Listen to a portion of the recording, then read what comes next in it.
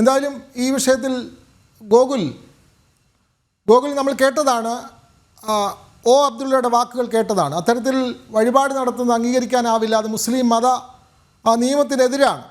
പക്ഷേ നോമ്പ് തുറയിൽ മറ്റ് മതവിശ്വാസികൾ വരുന്നത് കുഴപ്പമില്ല.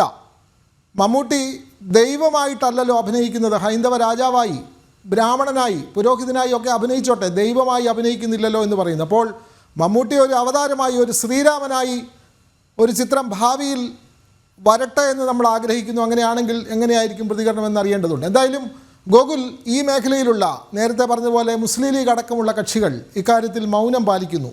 ഗോകുൽ, മുസ്ലിം ലീഗ് അടക്കമുള്ള രാഷ്ട്രീയ കക്ഷികൾ പ്രതികരിക്കാൻ തയ്യാറാവുന്നില്ല. സ്വാഭാവികമായിട്ടും ഈ വിഷയത്തിൽ ഒരു രാഷ്ട്രീയ കക്ഷി എന്നുള്ള നിലയിൽ മുസ്ലിം ലീഗ് തന്നെയാണ് പ്രതികരിക്കേണ്ടതിനും അതിൽ അഭിപ്രായം പറയേണ്ടതും.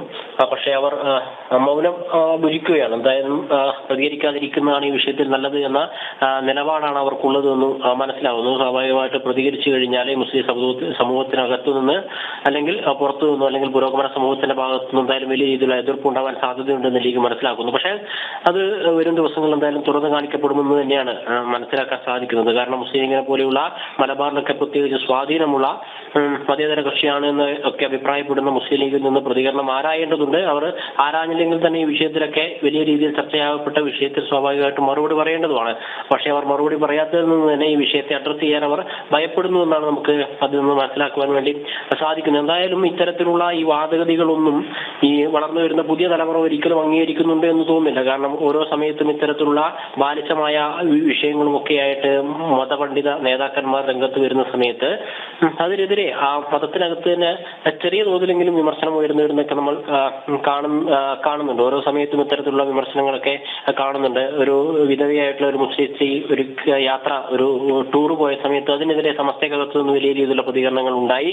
ഈ വിധവയായ സ്ത്രീ വീട്ടിലിരിക്കുകയാണ് വേണ്ടത്, ഭർത്താവ് മരിച്ചാൽ വീട്ടിലിരിക്കുകയല്ലേ വേണ്ടതെന്നൊക്കെ പറഞ്ഞ് വിമർശനം വന്ന സമയത്ത് പൊതുസമൂഹം അത് വലിയ രീതിയിൽ പ്രതിരോധിച്ചതാണ്. നേരത്തെ നമ്മൾ പറഞ്ഞതുപോലെ 10ാം ക്ലാസ്സുകാരിയായ വിദ്യാർത്ഥിനി വേദിയിൽ കയറി സർട്ടിഫിക്കറ്റ് വാങ്ങിച്ച സമയത്തായാലും അതിനെ സമസ്ത നേതാവ് എതിർത്തു. ഇതിന്റെ ഈ കുട്ടിയുടെ ബാപ്പയില്ലേ, സമസ്തയുടെ നിയമം അറിയില്ലേ എന്നൊക്കെ പറഞ്ഞുകൊണ്ട് കുട്ടിയെ അവഹേളിച്ച സമയത്തായാലും പൊതുസമൂഹത്തിന്റെ ഭാഗത്ത് നിന്ന് അതിനെതിരെ എതിർപ്പ് ഉയർന്നു വന്നിട്ടുണ്ട്. അപ്പൊ മതസൗഹാർദ്ദത്തെ തകർക്കുന്ന അല്ലെങ്കിൽ പരസ്പര സൗഹൃദത്തെ തകർക്കുന്ന രീതിയിലുള്ള പ്രതികരണങ്ങൾ ആരിൽ നിന്നുണ്ടായാലും അത് ഈ കാലഘട്ടത്തിൽ എന്തായാലും വിമർശന വിധേയമാവുന്നുണ്ട് എന്നുള്ളത് എന്തായാലും ആശ്വാസം നൽകുന്ന കാര്യമാണ്. അതിനെ അംഗീകരിക്കാൻ ഈ പൊതുസമൂഹം തയ്യാറാവുന്നില്ല.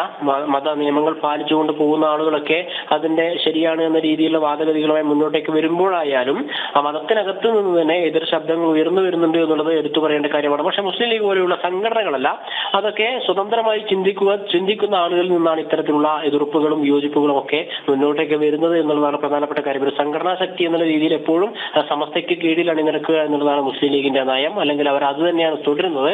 സംസ്ഥയുമായി ബന്ധപ്പെട്ട് പലതരത്തിലുള്ള വിയോജിപ്പുകൾ ഉണ്ടാവുമെങ്കിലും ഈ ഇത്തരത്തിലുള്ള മത നിയമങ്ങളുടെ കാര്യങ്ങളൊക്കെ സമസ്ത പറയുന്നത് കേട്ട് അവർ പറയുന്നതിനപ്പുറത്തേക്ക് മറുവാക്ക് പറയാതെ മുന്നോട്ടേക്ക് പോകുന്ന രീതിയാണ് മുസ്ലിം ലീഗ് എന്നും പരിപാലിച്ചു പോകുന്നത്. സമസ്തക്കകത്തുള്ള ബഹുഭൂരിപക്ഷം ആളുകളും ചേർന്നതാണ് മുസ്ലിം ലീഗിന്റെ സംഘടനാ ശക്തി നൽകുന്നത്. അതുകൊണ്ട് തന്നെ സംസ്ഥയുടെ നേതാവായിട്ടുള്ള ആളുകൾ പറഞ്ഞതിന് വിഭിന്നമായ ഒരു അഭിപ്രായം പറയാൻ മുസ്ലിം ലീഗ് എന്തായാലും തയ്യാറാവില്ല. അതിനാൽ തന്നെ ഇവർ ഈ വിഷയത്തെ അഡ്രസ് ചെയ്യാതിരിക്കും എന്നാണ് മനസ്സിലാക്കാൻ സാധിക്കുന്നത്. വരുന്ന ദിവസങ്ങളിൽ നമ്മൾ ഉൾപ്പെടെയുള്ള മാധ്യമപ്രവർത്തകർ സ്വാഭാവികമായിട്ട് മുസ്ലിം ലീഗിന്റെ നേതാക്കളോട് ഈ വിഷയം എന്തായാലും ചോദിക്കും.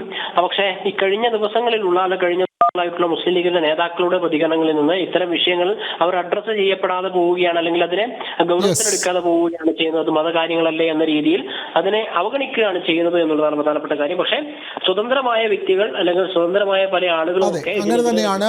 മോഹൻലാൽ മമ്മൂട്ടിയുടെ പേരിൽ ശബരിമലയിൽ നടത്തിയ വഴിപാടാണ് ഇപ്പോൾ വിവാദമായിരിക്കുന്നത്. ഇത് മുസ്ലിം മത നിയമത്തിനെതിരാണ് എന്ന് സമസ്ത നേതാവും ഒ അബ്ദുള്ളയെ പോലുള്ള തീവ്ര നിലപാടുള്ളവർ പറയുന്നു. എന്തായാലും ഇക്കാര്യത്തിൽ ദേശീയ തലത്തിൽ തന്നെ വലിയ പിന്തുണയാണ് മോഹൻലാൽ മമ്മൂട്ടി സൗഹൃദത്തിന് രൂപപ്പെട്ടു വരുന്നത്. വിവരങ്ങൾ നൽകുകയായിരുന്നു ഗോകുൽ.